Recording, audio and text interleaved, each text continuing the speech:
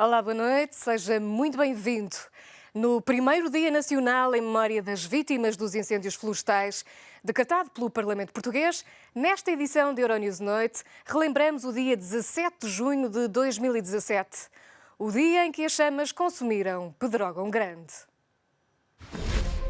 Aniversário de um dos incêndios mais devastadores em Portugal, as homenagens às vítimas e aos agentes de socorro, 2 anos depois. O Deutsche Bank prepara uma reestruturação e pondera a criação de um banco mau para fazer face às dificuldades financeiras.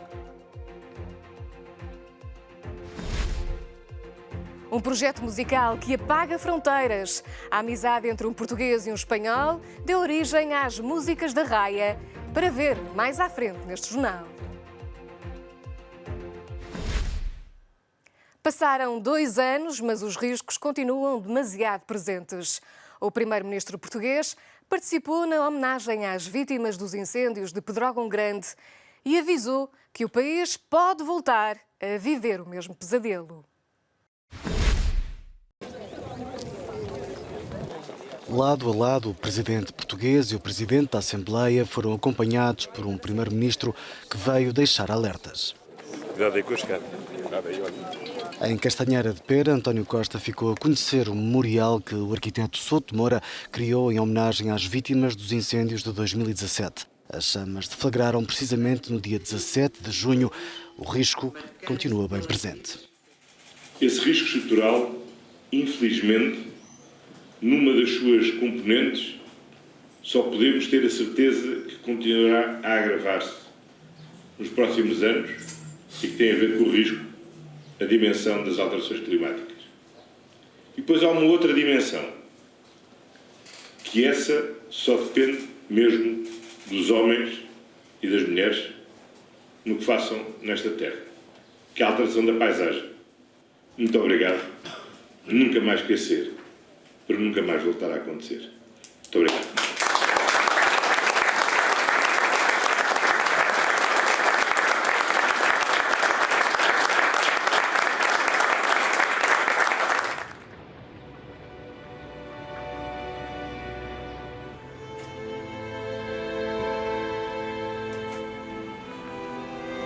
Morreram 66 pessoas, mais de 250 ficaram feridas, foram devastados acima de 50 mil hectares e os números continuam.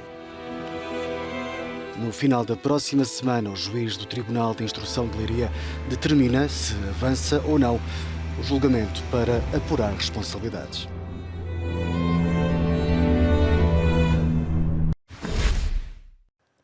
O Irão ameaça ultrapassar o limite de reservas de urânio estabelecido no acordo nuclear, depois dos Estados Unidos o terem acusado de ser o responsável pelo ataque a 2 petroleiros na semana passada.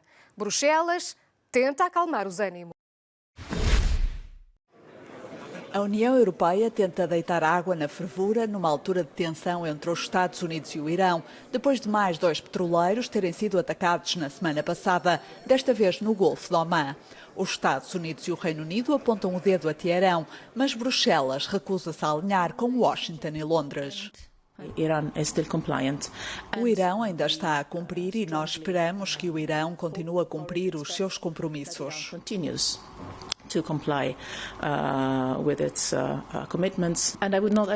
E eu não entraria de todo num jogo de culpas. Vocês conhecem-me, o nosso interesse é manter o acordo nuclear.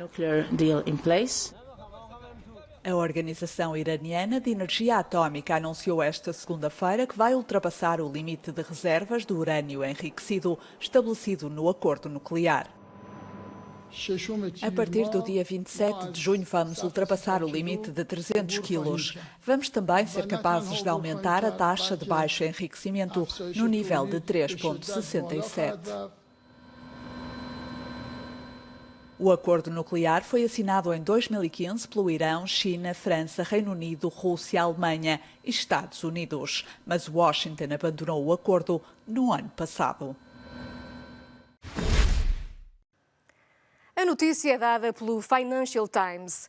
É mais uma medida para se afastar do mercado de investimento a favor de atividades mais tradicionais.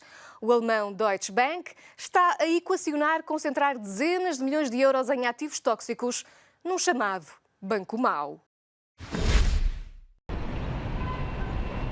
O Deutsche Bank está a preparar uma reestruturação radical das atividades de corretagem com a criação de um banco mau com ativos tóxicos que poderão alcançar os 50 mil milhões de euros.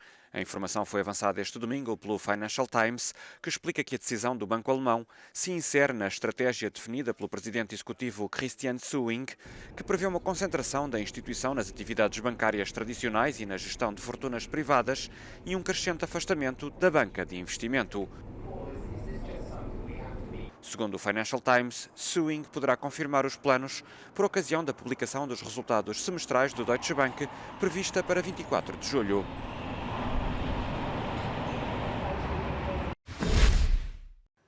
Quem ganha em Istambul, ganha a Turquia.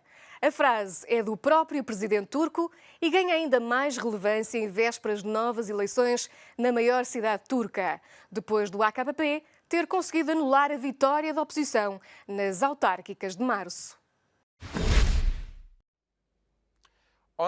Quase 3 horas de um debate histórico, porque praticamente inédito na Turquia dos últimos anos.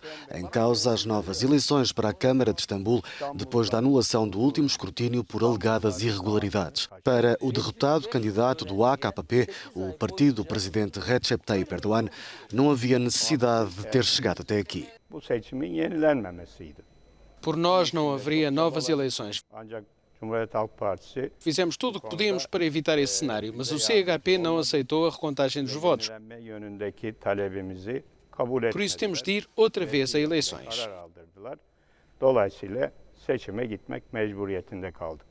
Quem ganha em Istambul ganha a Turquia. O autor da frase é o próprio Erdogan e a verdade é que no passado dia 31 de março foram os sociais-democratas do CHP a vencer por uma diferença de 13 mil votos. Este novo escrutínio representa a luta pela democracia contra aqueles que enganaram 16 milhões de pessoas e tentaram usurpar os seus direitos. As urnas vão reabrir já no próximo domingo, dia 23, e o mínimo que se pode dizer é que a comunidade internacional está atenta. Há muita gente na Turquia revoltada contra o facto de Yildirim não aceitar a derrota. Vamos ver o que acontece nas eleições da próxima semana, mas de acordo com as sondagens, Imamoglu é o grande favorito. O CHP conquistou também a capital, Ankara, nas autárquicas de março. As duas maiores cidades turcas eram dominadas pelos conservadores islâmicos desde 1994.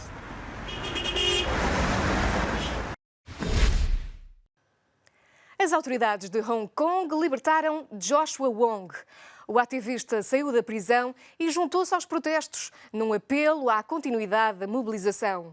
Defende também a renúncia imediata da chefe do governo local.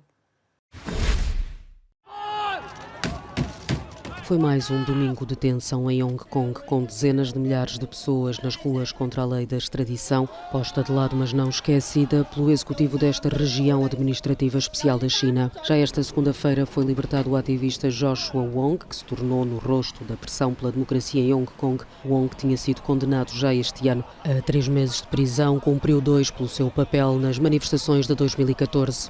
O ativista promete juntar-se ao movimento de protesto que exige que a chefe do governo local se demita. O que pedimos é que Carrie Lam, a malvada chefe do executivo, retire a emenda sobre a extradição. E o que tentamos fazer é simplesmente continuar com um movimento de desobediência e ação direta para fazer com que o mundo inteiro, a comunidade internacional, perceba como o povo de Hong Kong não deixará silenciar-se pela opressão do presidente Xi Jinping e da chefe do executivo Carrie Lam. Carrie Lam deve demitir-se. Os protestos em massa e que na última quarta-feira tinham terminado com dezenas de feridos levaram a líder do governo a suspender no sábado o debate do projeto. No domingo, Lam foi forçada a fazer um pedido de desculpas e uma declaração pública dizendo que adotaria uma atitude mais humilde e sincera e que passaria a aceitar melhor as críticas ao serviço público. Mas nem isso calou as vozes de quem luta por mais e melhor democracia em Hong Kong. Seriam 2 milhões no domingo nas ruas, dizem os organizadores do protesto.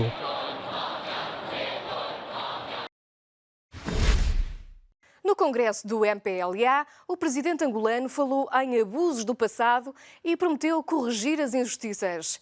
João Lourenço sublinhou ainda a necessidade de prestar contas sobre os dinheiros públicos.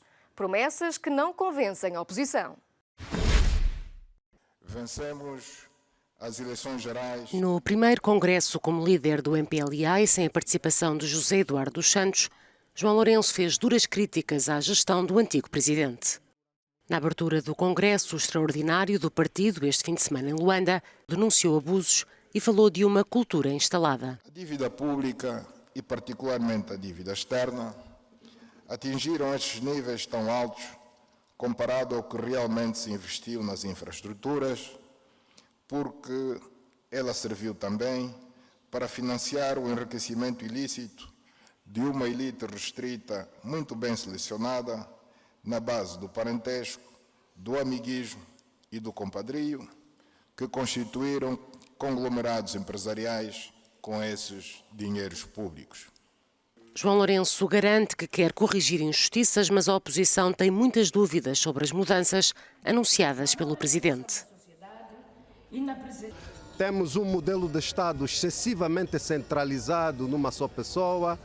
Temos um partido governante caracterizado pelo antipatriotismo e, sobretudo, pelos grandes desvios, a corrupção. E é por isso que a maioria da nossa população é pobre, a juventude não tem emprego, a economia está em crise e, socialmente, o país não está bem. É isso que temos que corrigir.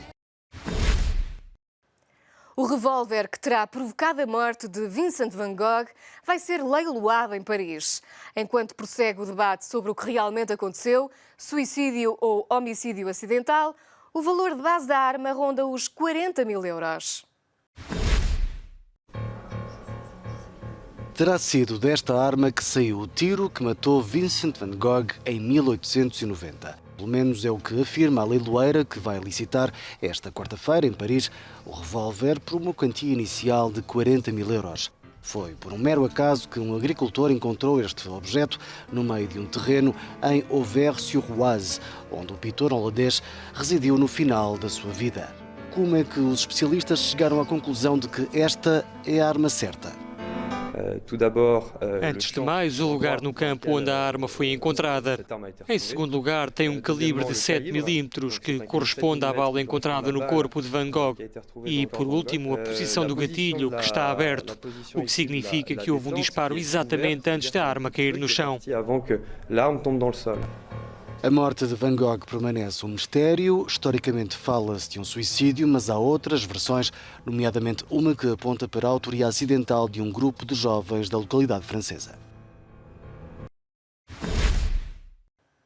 E agora, era uma vez um português e um espanhol, dois músicos e dois amigos de localidades vizinhas que criaram um projeto musical. Músicas da Raia apaga a fronteira entre Portugal e Espanha. Luís vem de Zamora, no lado espanhol. Paulo vem de Miranda do Douro, no lado português. Encontram-se os dois na fronteira entre os dois países para fazer aquilo que os apaixona a ambos, a música.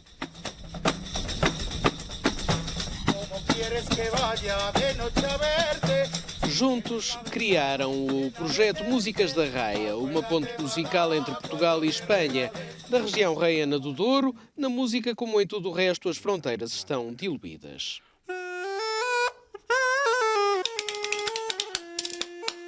Este projeto dilui as fronteiras, borra as fronteiras. Este projeto dilui e apaga as fronteiras. Somos todos um. É uma região. Eu vivo em Miranda e a cidade grande mais próxima é Zamora. A minha região é Trás-os-Montes, mas também é Castelo e Leão.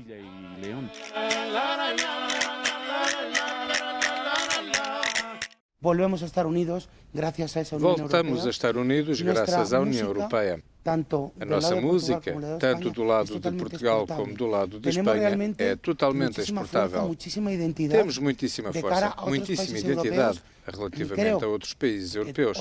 E hoje em dia, a música que fazemos poderia perfeitamente encaixar em qualquer um dos festivais da Europa como algo identitário, como algo único e com muita personalidade.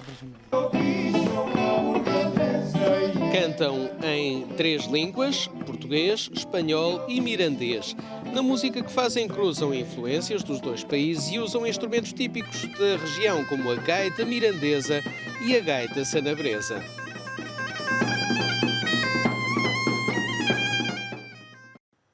E chegamos ao fim deste jornal. Estas e outras notícias estão disponíveis no nosso site e também nas nossas redes sociais. Obrigada pela sua presença. Conto consigo na próxima edição. Boa noite.